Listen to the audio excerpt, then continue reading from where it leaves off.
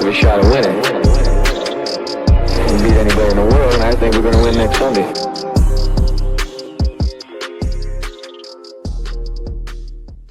To any players that's here now, put your seatbelts on and get ready for the ride. Put your seatbelts on and get ready for the ride. Listen, there are going to be some challenges, but with challenges becomes opportunity, gets opportunity. But here's what I do know. We're the freaking New York Jets, so we're built for this shit. And welcome back to the New York Jets Atlantic Flight Podcast. I'm your host, Gus, and I have two co-hosts with me today. I've got Daniel and Ryan. One's in America and one's down south in the UK in Ryan, and Daniel's in Florida. God, we have had some amazing news this week and over the course of the week. It's just been incredible, and there's only one place to really start. And for that, hi, before I do that, hi guys, how you doing? Hello? I don't know what to say right now. I don't know how I'm feeling right now, Gus. Ever since that press conference, I just haven't been able to hold it together. I haven't been able to just sit there idly and just smile or smirk or just feeling, this is a good idea or anything. No, I'm freaking pumped, man! We're getting into it. Daniel, tell us how you really feel. This is what you want from a head coach, okay? He can, obviously, you always win the press conference. I understand, it doesn't mean anything until the season starts, in September and all that stuff. Fine. I understand that. But oh my God, when he, as a former player of this team, said, after he said what he said, but I'll get back to that in a minute. He said he wanted this job. He wanted to come back home, his NFL home, where he started for 8 seasons. I'm like, yes, that's what I want to hear. And then before even that, when he even said, we are the freaking New York Jets and we are built for this shit. Yeah, I said it. Oh my God. Oh my God. I loved it. It's been a while since we've had someone talk like this, isn't it? Loved it. Yeah, it's been such a long time. Listen, look, let me say this right now. I want to say this right now because if we're going to compare the two men, I'm not talking about Ulbrich. I'm talking about Saleh. Robert Saleh, I thought was the excellent coaching hire at the time. I really did. I thought he was going to be a very good head coach. The only problem he was trying to be too much of a nice guy to not only his players, not only to the fans, but to like every single New York media star, whether it's ESPN Radio New York or WFAN Radio, or even former WFAN Radio host Joe Beningo, who, was doing overnights and then, he retired. I mean, I know he goes back into WFAN once in a while, but still though, I mean, he just did not show enough of saying, when you do something wrong, I'm going to let you know about it. And he didn't do that. I think he's a good coach. I even think he probably could have been a better head coach, but his personality just did not jive. That's the issue. He was too weak-minded. You can be a player's coach all you want, but you got to throw some discipline in there too. And he didn't do that. And that's why they were always reckless. And with Aaron Glenn, we have got someone he is a leader. Someone just said on Twitter, just before we came on, he said he's not proved himself at all in the NFL. I know that Twitter's got some people on there that just haven't got a clue what they're talking about. And this was one of those people that just hasn't got a clue. This isn't an opinion. This is fact. Aaron Glenn hasn't proved anything in the NFL. 30 years of being in the NFL, that's all he's done is prove himself. And in every single level that he's been to, he's proved himself. Now, the next step, he's sat in the big chair now, and he will prove himself. Whether or not, it still remains to be seen whether he's going to be an awful head coach, an average head coach, or a good head coach. But the one thing that I think we can all agree on is ever since Aaron Glenn's been in the NFL, all he's done is try and work hard and give it 100% at everything he's done.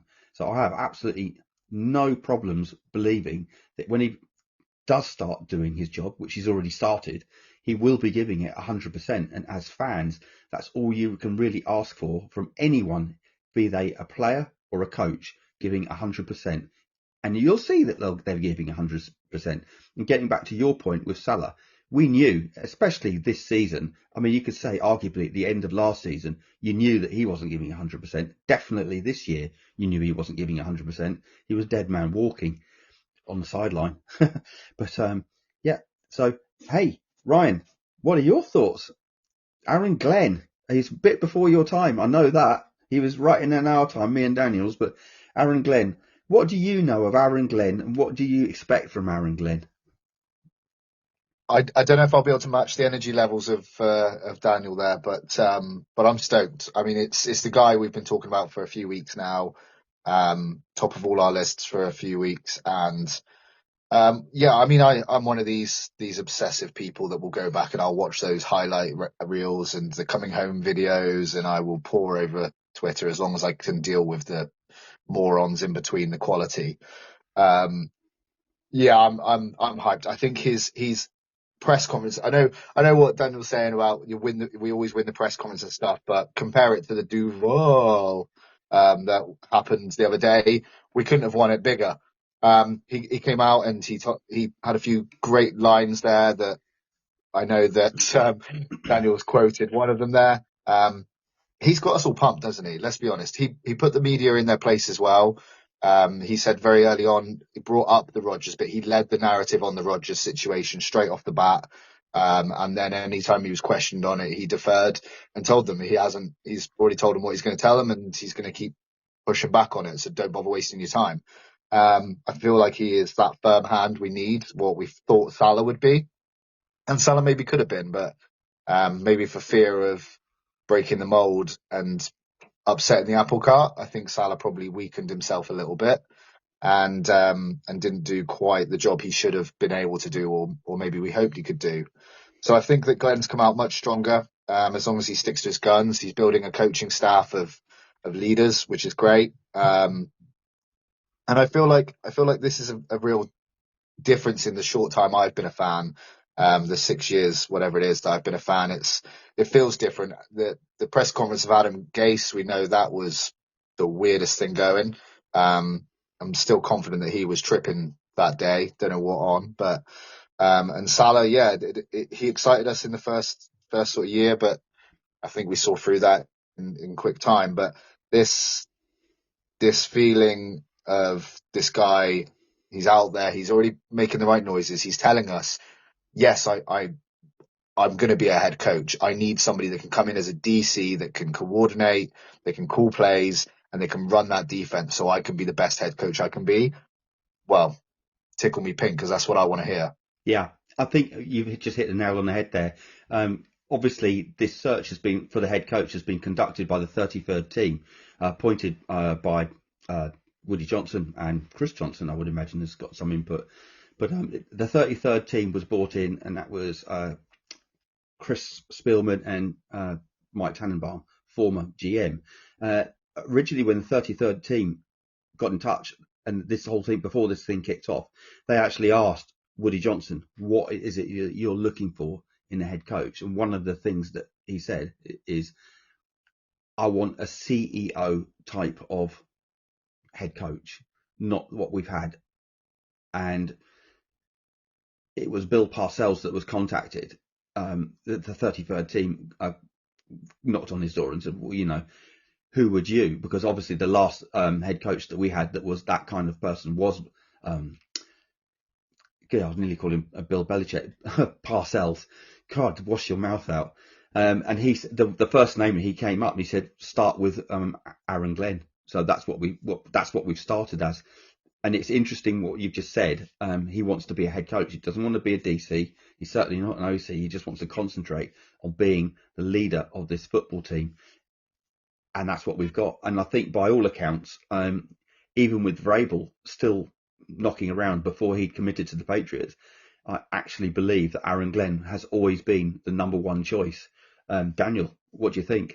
Do you think that Aaron Glenn was the number one choice, or do you think that they deferred to Aaron Glenn after Vrabel decided to go to the Patriots? I honestly believe Vrabel was number one. I mean, without a doubt, Vrabel was the number one choice. I really believe they really wanted him. And then obviously when the Patriot job, when the Patriot job opened up, I mean, look, that's where his heart was going to go to. He wanted to go back to the team he played for, and it's part of the ring, their Hall of Fame, their Ring of Honor. So, once Vrabel was out of the picture, they decided to go and continue on with the coaching search, and they felt that Aaron Glenn, not only he is like we've already said, a former player here, but they've watched him, what he was able to do with that defense in Detroit. And, there's just so much evidence for Aaron Glenn right there when you watch those Hard Knocks episodes. When you're seeing him being allowed by head coach Dan Campbell to take over the room and talk to all the players, not just the defenders, not just the the offensive players, the defensive players, all of the team. And then of course, he lets them have it. His defense, he lets them have it in a session where they they did something really wrong, and he let them have it. And then when he goes to the podium in front of the Detroit media, tells them, well, I'm a coach. I know I'm on the defensive side of the ball, but I want to look at all aspects of the team on offense and defense. And when he said that to me, I said to myself, that's the guy. That's the guy. You can bring in a former Jet player to be a head coach, and that's fine. But my thing is this. Will that former Jet player who wants to be the head coach of the Jets, would he say those things that Aaron Glenn said? I don't know. Their intentions may be, honorable. But when you got a guy like Aaron Glenn, who not only wants to be back with the team he started with, but at the same time wants to be a head coach of the team, and you intertwine that together with that one man, I'm telling you right now, to me, they hired the right man. Because he did it from the beginning.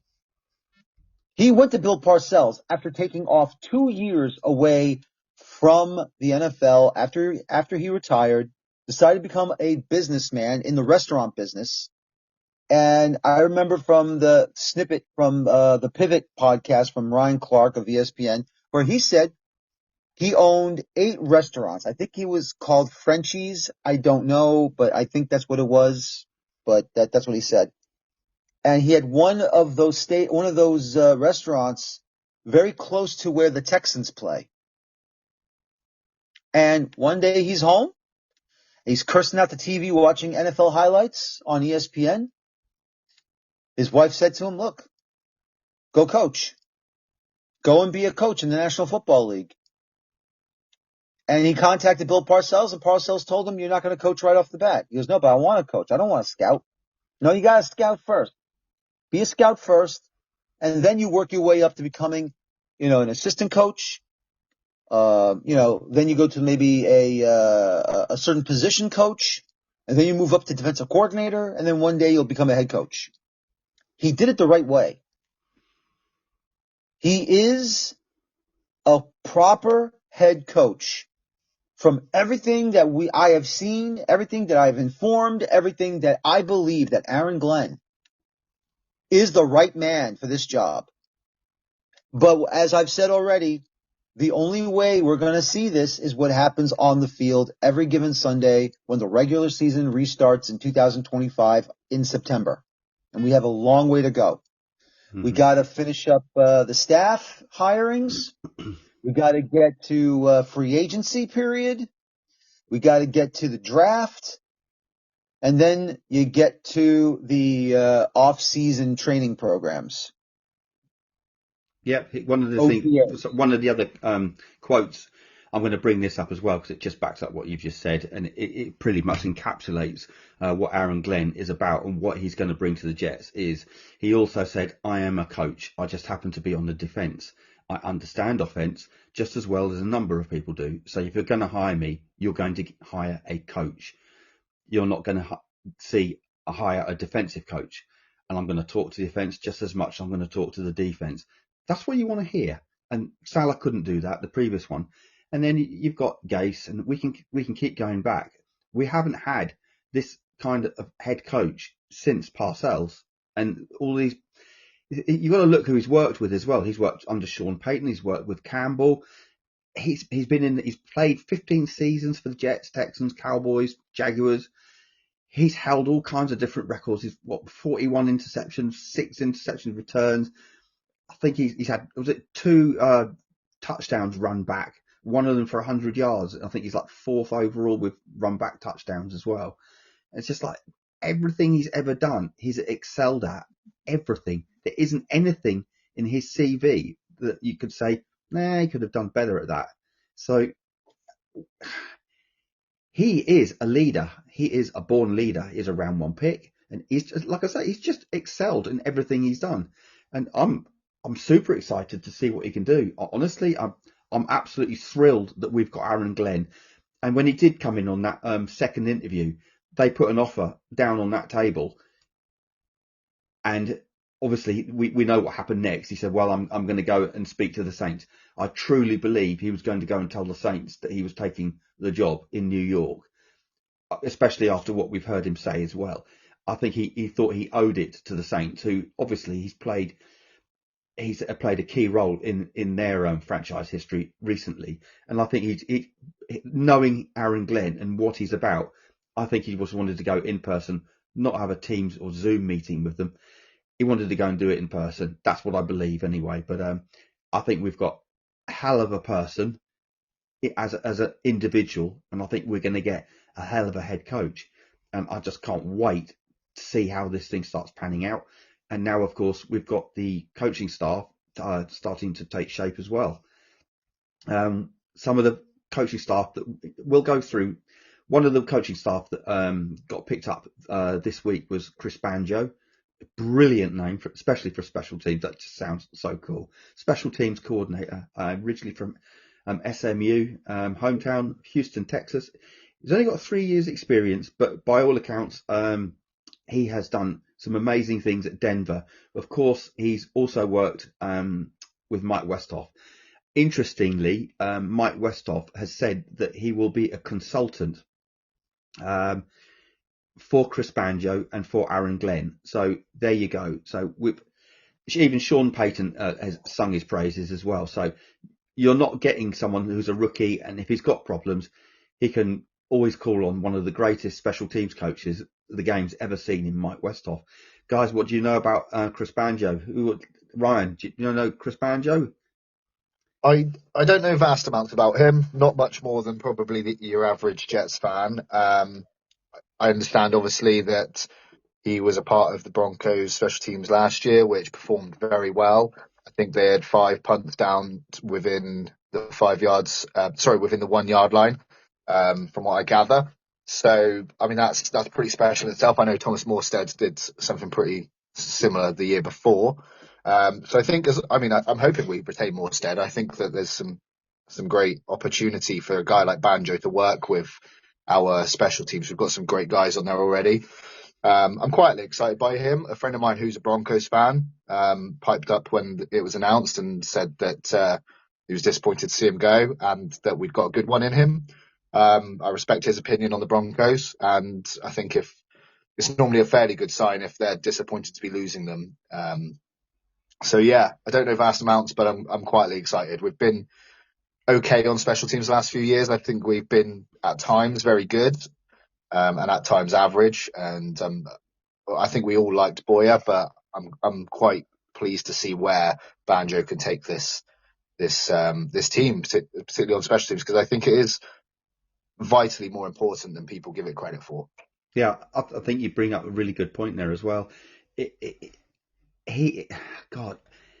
let's not pretend here. I think there are coaches that have come in that we know of, and there are coaches that have come in that we've heard of, but we don't know too much about. So just putting this out there, we don't know everything about what's going on, but we can give everyone our opinions. Daniel, do you have any thoughts on Chris Banjo? He knows a woman named Susanna. He comes from Alabama, and it's on his knee. Brilliant. I had to do it. But look, I mean, special teams coaches, they're important. Usually, I don't delve into that department that much. It's like whoever does good, I'm happy with.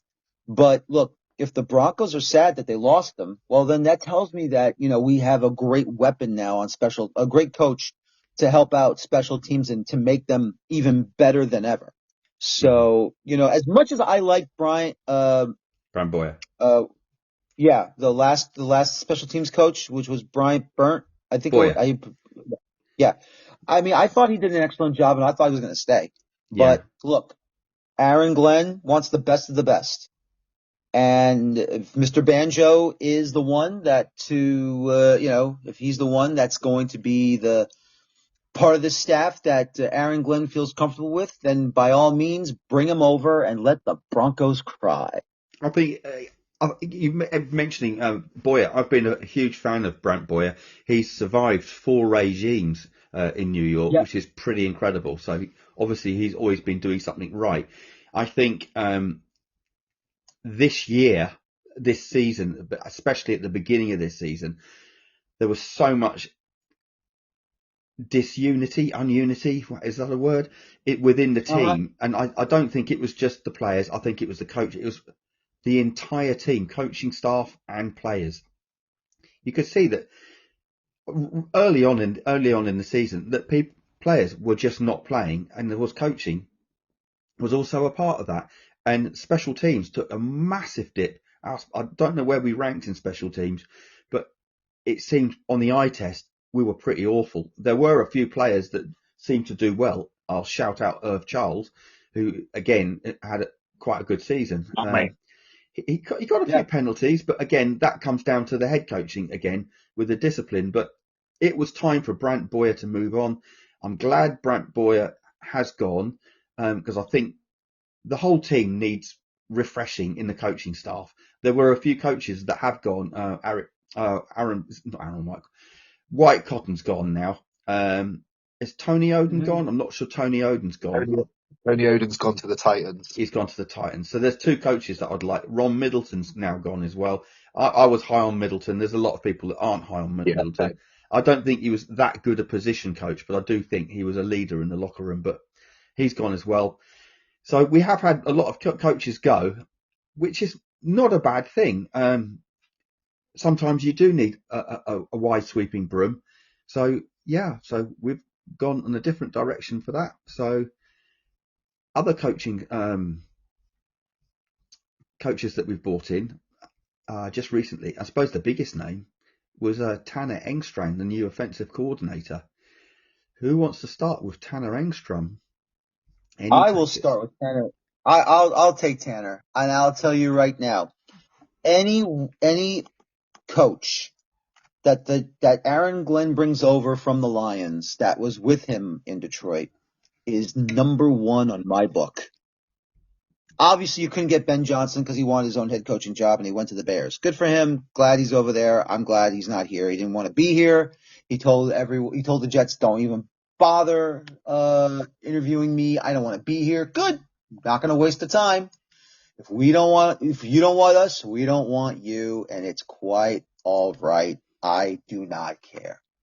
And so, you know what? Get his assistant. And you know what? Let's bring it on. Let's enhance this offense. Let's make it bigger. Let's make it better. Let's make it more dangerous than ever. And you know what? I'm so happy they brought him over. That's a big move. I know they wanted Caley, but he didn't want to come to the Jets. And if he doesn't want to come to the Jets, that's fine. Mm-hmm. We don't need you.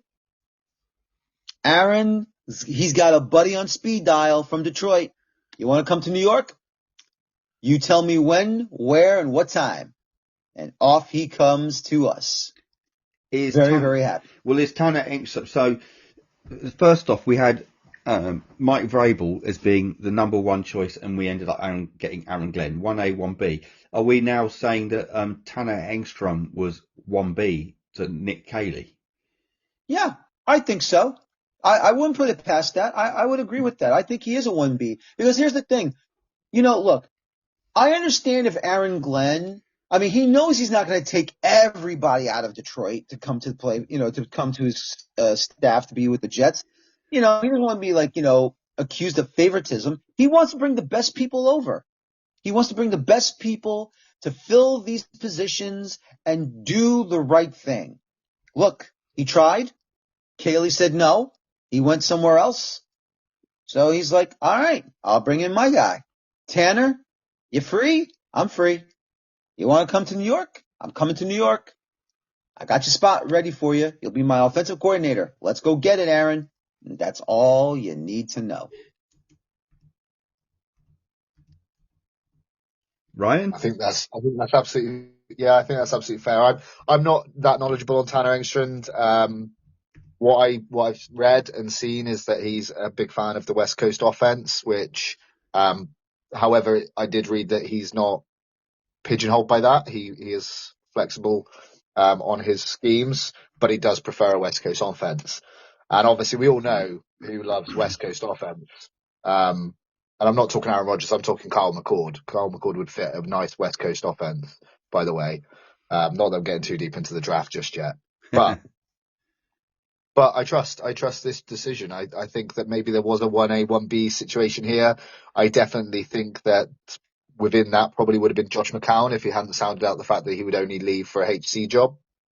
But I'm okay with this. I don't know enough about Tanner Engstrand to be unhappy, but I know enough of what I've seen of the Lions this season and last season to know that they have been bloody good on offense. They've scored a lot of points on some very, very good defenses. And they've been interesting all the time. They've changed things up. They've done things differently. I don't know whether it is all Ben Johnson. I can't imagine that everything falls on his lap that has happened the last couple of years. So you have to expect that there's some involvement from Tanner. But yeah, I'm happy with it. I don't feel like I feel the same as Daniel in the sense that if somebody doesn't want to be here, I have no interest in giving them a paycheck. I have no interest in someone furthering their career and using us as that leverage or that stepping stone, whatever it may be. If you want to be a Jet, come be a Jet. If you don't, well, pack your bags because you're leaving on a Jet.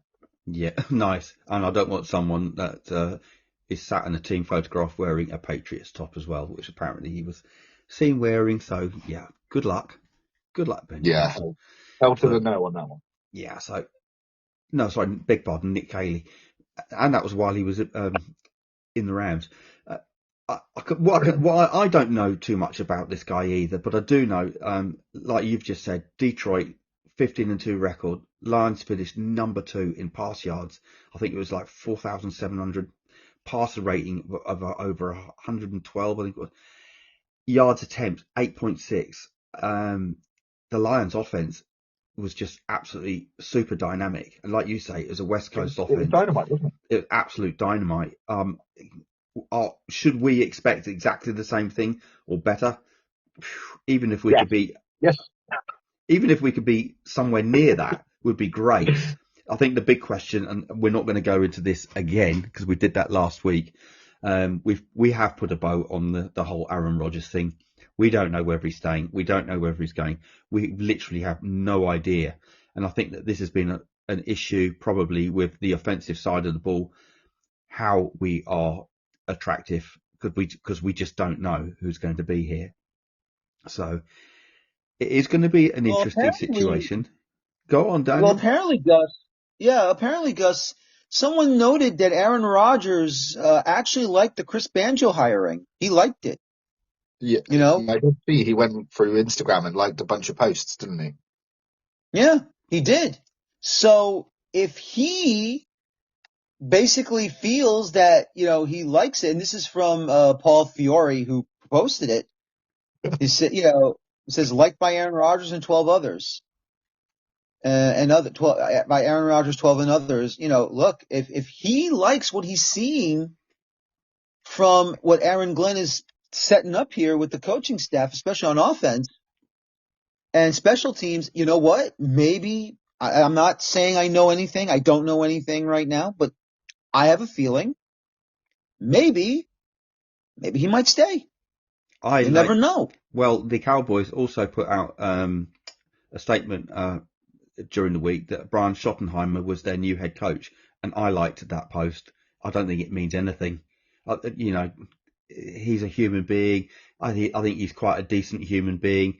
Liking a post, obviously, the thing is when you are someone like Aaron Rodgers and you like something, it's going to get, oh my God, Aaron Rodgers has done this, or Aaron Rodgers liked to post about this, or Aaron Rodgers liked to post.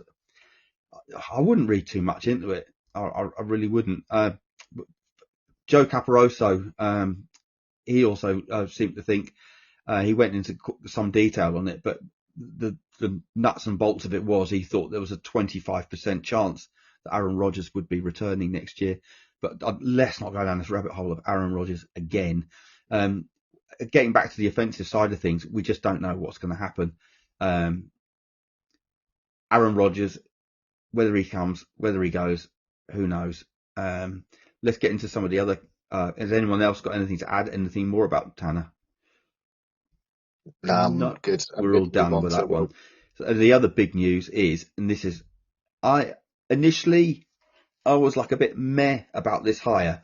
The more I think about it, the more it makes sense. But on the defensive side of the ball, our DC is now one Steve Wilks, originally from Charlotte, North Carolina, and he's had a fairly decent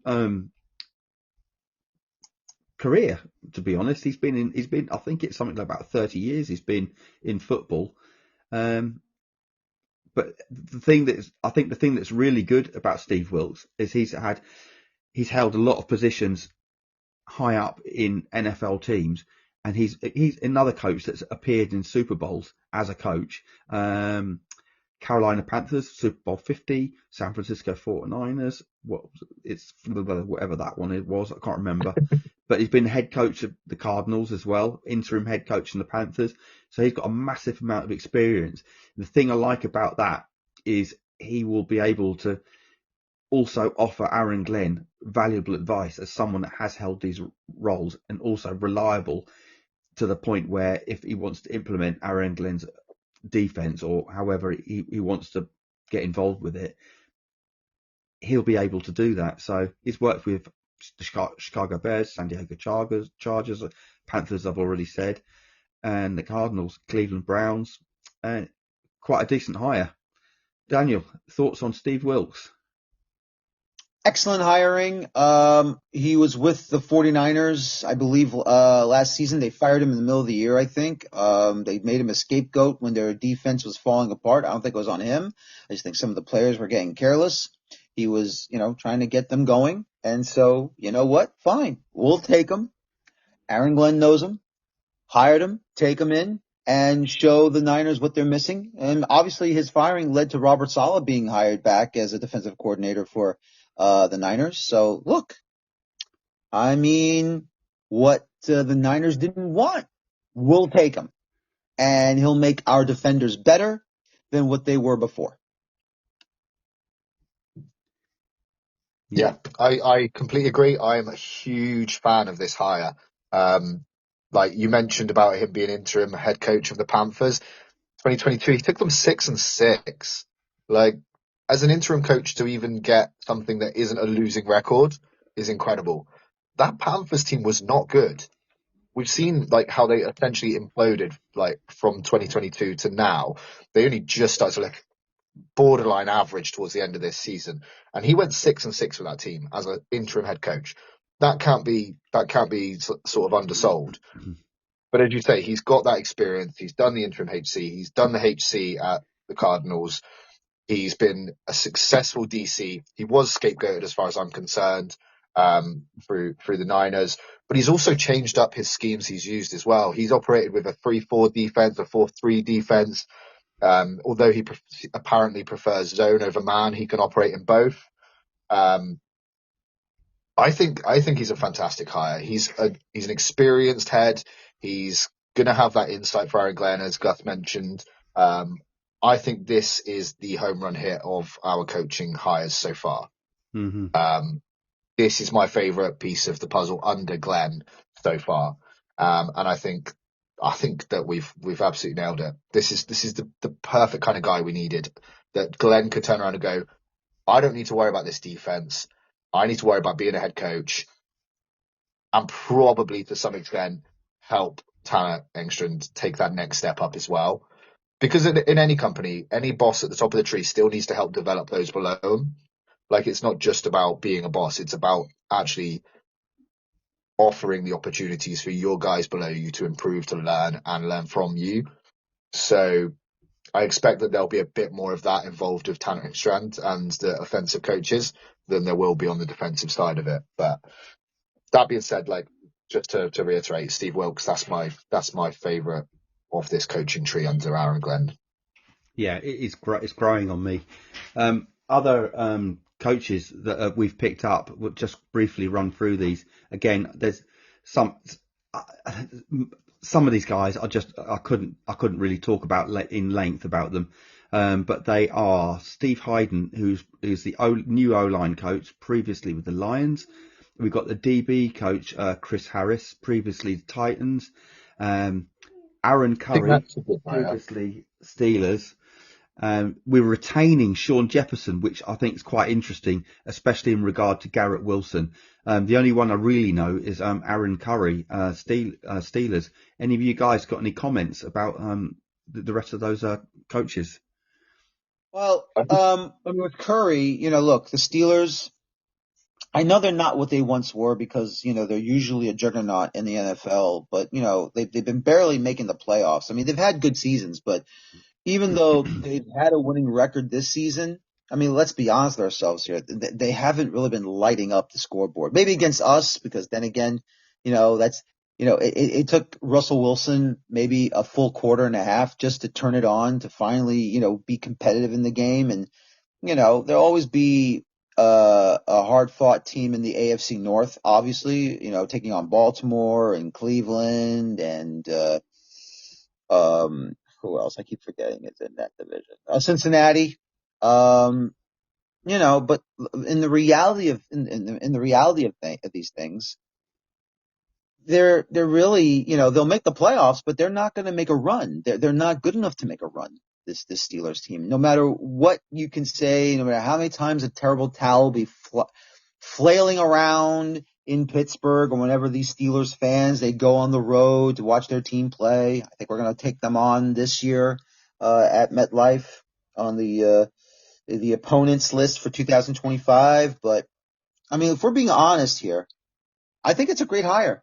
I think this will improve our linebackers. Now, he's on the offensive linebacker or defensive linebacker, this guy? I'm not sure. I know the name rang a bell, and where I know Curry from is from the Raiders. He played linebacker for the Raiders. So there's not too much I really know about him. All I'm saying is this. If you're getting someone from Mike Tomlin's group, from his head coaching group, from his coaching staff, I say it's a good hire. I believe it's a good hire. I mean, you can see the many years that he's been a coach there in Pittsburgh, and they've done well over there. So you know what? Bring him in, bring him over, and we just weakened the Steelers. Yeah. Right. Yeah, I'm pretty happy with Aaron Curry. I think that we've all talked about the Steelers defense. They are strong, consistently strong as well. I believe he was middle linebackers coach at Steelers, or he was either middle linebackers or he was outside. He was very specifically one of the groups. And obviously now he's taken our whole linebacker room. And I think that we've got a linebacker room that can be well coached. I do hope we retain Jameen Sherwood, but we'll see. As you said, the Steelers, they're not pretty. They've got a lot of playoff seasons. under their belt from very average offensive play, but that just shows the defense has always stood up. Okay, I've just pulled him up on Wiki here, so I won't go through the college stuff that he's done, but it's Seattle Seahawks. He was a coaching assistant. Doesn't just says coaching assistant. 2019 Seattle Seahawks. He then got promoted 2020-22 to being a defensive assistant. Then he went to Steelers, 23 at 24, where he's inside linebackers coach, and now he's 25 to present. Outside linebacker. Okay. So yeah, I think this is a fairly decent staff. I think the big thing to pick up from that actually is, which is interesting, is that he obviously, in that sense that he has played outside linebacker and he's coached the inside linebackers, he's got the experience on both sides there. But also, depending on what system we end up playing under Wilkes, he will have the ability to kind of coach them through the nuances of playing a 3-4 or a 4-3. Which is really handy, especially if we end up being one of these hybrid kind of defenses that needs to switch it up between the two. So that's pretty exciting. I'm quite happy with that. Well, Wilkes traditionally has been playing a lot of blitzing linebackers. I think this the linebacking core. I mean, at the moment we're in a 43, but obviously we're going to. I say obviously. I'm assuming that we're going to go to a 34. Don't know. It's looking that way anyway, but it looks like we're going to go to a 34. So we've got two linebackers. I'm assuming that CJ Mosley is not coming back. I don't think there's any world where he could be playing in the 34. He just will not be able to keep up with it. You do need east-west speed to play that role. Plus, you need to be decent at blitzing. So we've got two linebackers that will fit into that role, none more so than Quincy Williams. He is going to feast in the 34. He will. He's such a good blitzing linebacker. I think Sherwood is very good at coverage as well. Someone on our team, I think he's still under contract, but I think Zaire Barnes is going to flourish in that set as well. I was quite impressed with him in pre-season. We've also got Chaz Surratt as well, that also plays well in coverage. So we have got 4 linebackers already on the roster that could fit into this system quite well. But it's going to be interesting. I think our defense might just actually rock. But that's all I've got really for the coaching crew at the moment. There's obviously still some positions open. But in other news, we've had the Senior Bowl. Our very own Dylan Terryman from Jet Nation was down there. Dom C and Jeremy Jets Chaos on Twitter. They've all been down there. They've all been putting up some good things. Ryan, have you been keeping an eye on the Senior Bowl and all the practices that's been going on? I certainly wouldn't go as far to say that I've seen all of the practices. I've been trying to dip in of an evening and watch a bit. I've been trying to follow some of the clips on Twitter and stuff like that. The Senior Bowl game, I watch that almost every year now. Like it's one of those games I just enjoy soaking up that young talent. I've basically earmarked 3 guys that I think that we need to be watching in this Senior Bowl run up and subsequent combine and everything else, and they're all positions at need, in my opinion. So really, I just kind of thought I'd highlight them for us. Little brief rundown. So we've got Mike Green is my first name on the list. He's D-line. He's out of Marshall, the Thundering Herd, and he's got a chip on his shoulder. That's part of what I like about him. He's been told for a long, long period of time throughout his career where he's been too short, doesn't have the arm length, doesn't have this, doesn't have that. And yet he is a finisher. That's probably my favorite way to describe him. He is aggressive. He is a menace, and he finishes O-linemen. Like if he has to trample you, like the wildebeest trampling Mufasa in The Lion King, he's going through you and he's leaving you for dead, and he's going to hit that quarterback. He is so strong. I encourage anyone listening to this, just pop out there, hit YouTube, hit Twitter, whatever it is, search Mike Green, Marshall, Thundering Herd, and just try and watch some of his tape. I think it'd be really exciting in this defense that's coming through.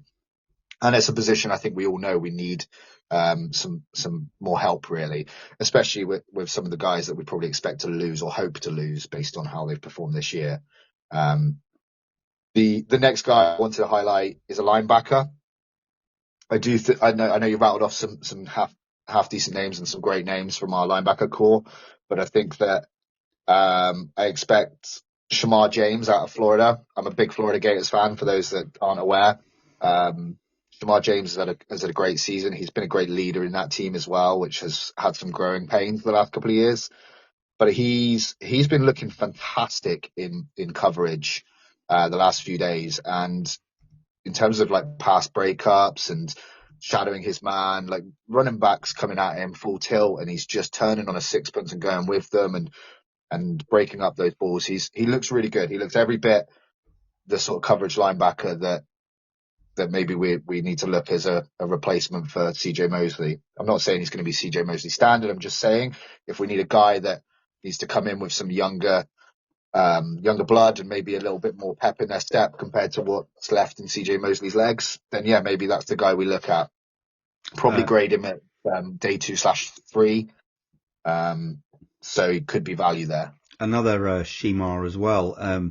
Our friend Dylan Terryman, he was raging about him. I think some of the other guys that were down there as well, Dom C and that, I think they've all raged about him. Was another guy, another Shemar Stewart, Texas Aggie. I don't know if you've got anything on him. Guy. Yeah, I think he got injured in the Senior Bowls practices as well. But if you don't know who he is, sophomore defensive end, 6'5", 280 pounds, plays like he's 260 apparently. So he really set the tone at Texas A&M this year. Yeah. Their D-line was one of the best in the nation, and he was a huge part of that. I am a big fan of his. I'm not convinced that he'll necessarily be where we're picking. I think he'll be there at 7. That might be a reach, depending on how this injury goes. But yeah, he looks great as well. I think this draft is really strong for defensive linemen, and that we either want to go out and get a stud, or we want to go out and get a couple of guys that are going to be coachable and that are going to upset some people. And I want a guy that wants to go out there and really upset some defensive linemen. Well, I asked Dom C. He was on his flight back and he had a little bit of time to kill at the airport. And I said to him, I said, how do you see this draft class going? Is it as good as last year's, or how do you see it going? And he said it's fine in certain positions. He said it's a very deep class: edge, DT, tight end, running back, and inside offensive line. So we need edge, we need DT, we need tight end. I'm not sure we need a running back, but we need an offense. We need interior as well. We need exterior. So out of everything that he said there, the only thing that we don't really need is a running back, but we also need OT as well. So this could be a really good draft for us to get exactly what we need. I've said this before. I think if we could trade out of 7, I think 7 could be this year a little bit of a Goldilocks position in the draft. We've already seen that every single year this happens. Quarterbacks that have no reason to be going as high as they're taken. We all know that quarterback is, especially Jets fans, we know that quarterback is the hardest position to fill. And every year teams make that grab for someone and hope that it works out. So Jackson Dart, let's just talk about Jackson Dart. Jackson Dart seems to be growing, and he's rising up people's boards quicker than anything. So we know that Sanders is going to go. We know that Cam Ward is going to go.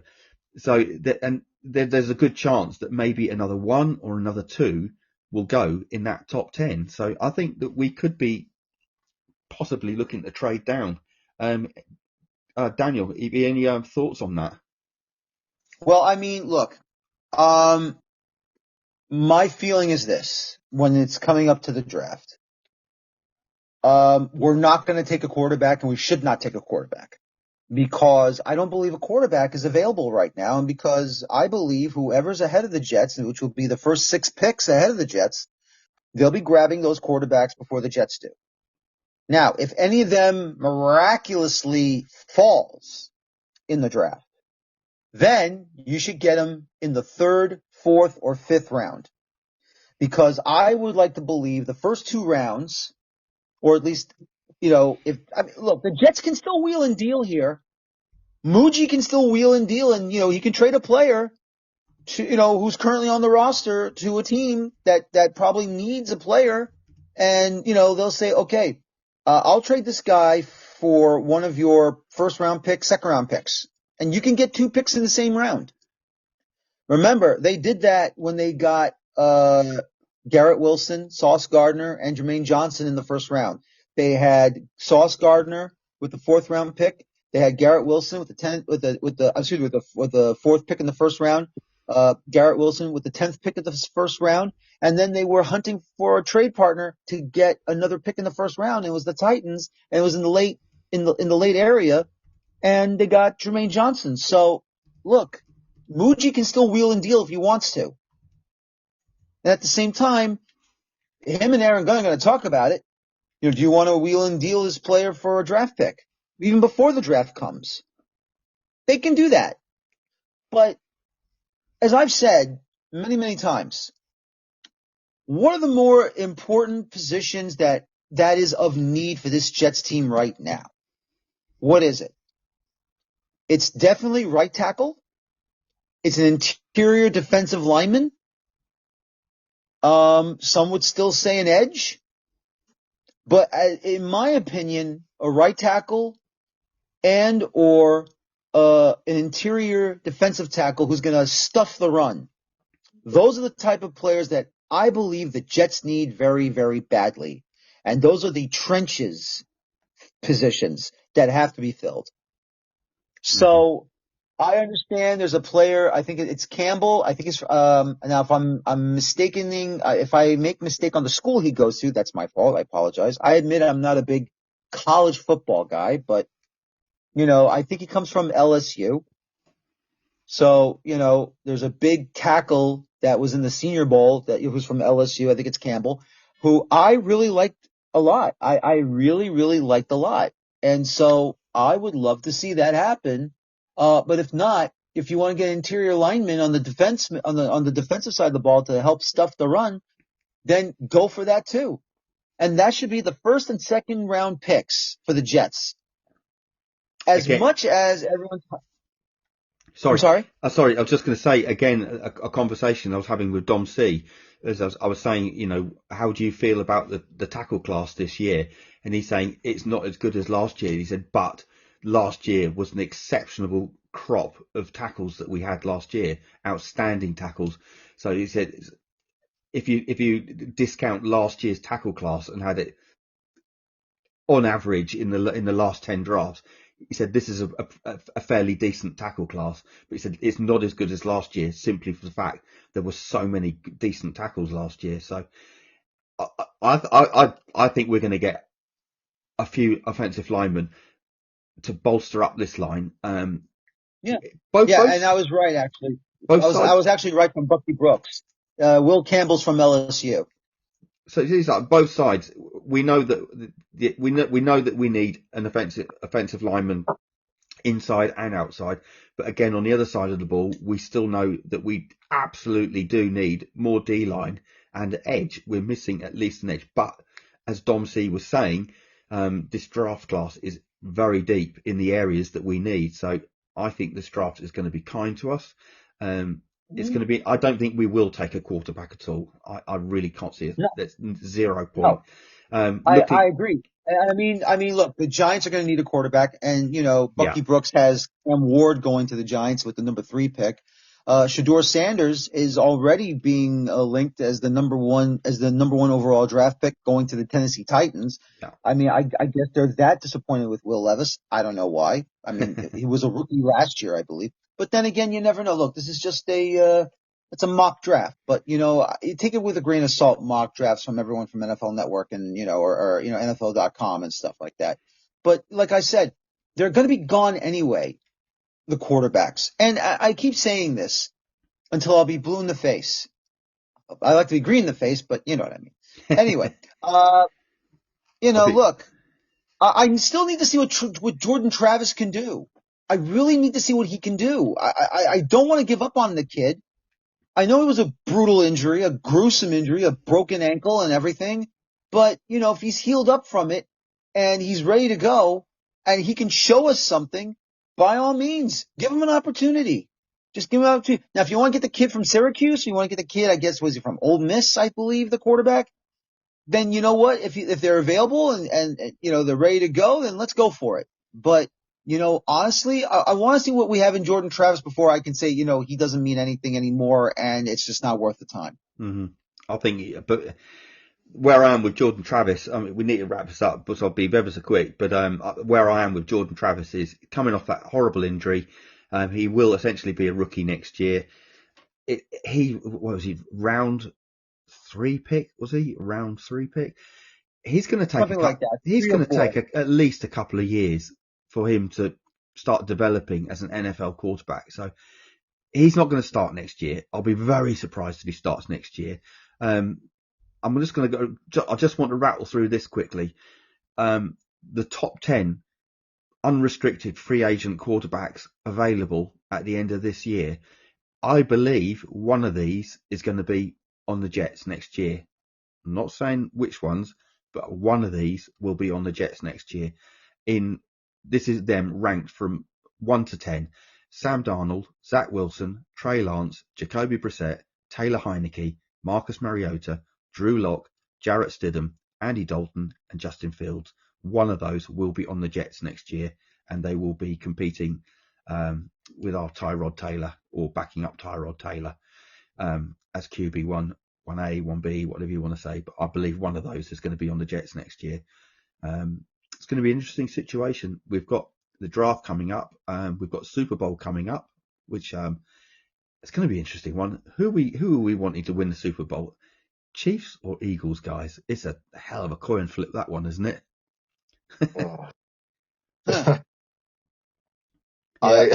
Yeah. Is there a way they both lose?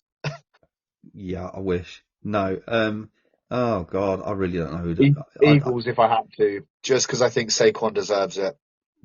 Yeah, that's a nice way of looking at it. Yeah, well, Saquon was a Jets fan growing up, so yeah, let's go with that one.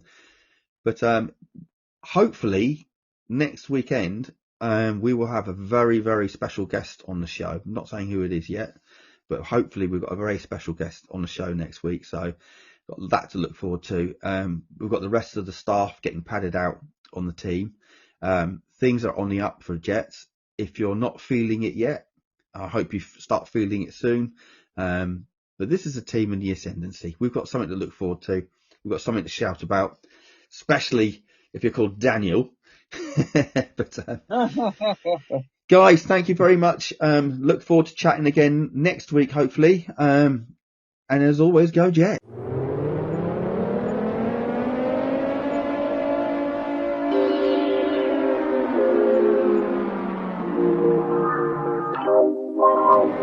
I think we got a heck of a shot at winning. We can beat anybody in the world, and I think we're going to win next Sunday.